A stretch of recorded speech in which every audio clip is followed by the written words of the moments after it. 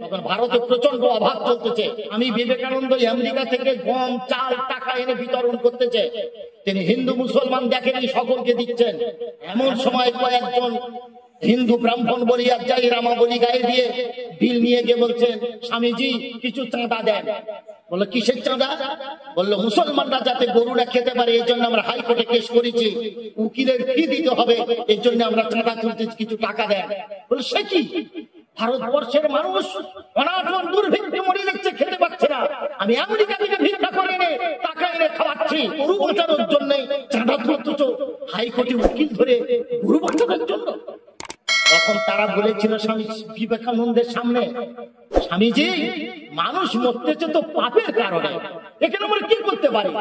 স্বামীজি উল্টে উত্তর দিয়েছিল, শোনো, যদি তার পাপের কারণে মরে তবে তোর বোধেও তারা মুসলমানদের হাতে পাপের কারণে মরতেছে, তুই হাইকোর্ট করতে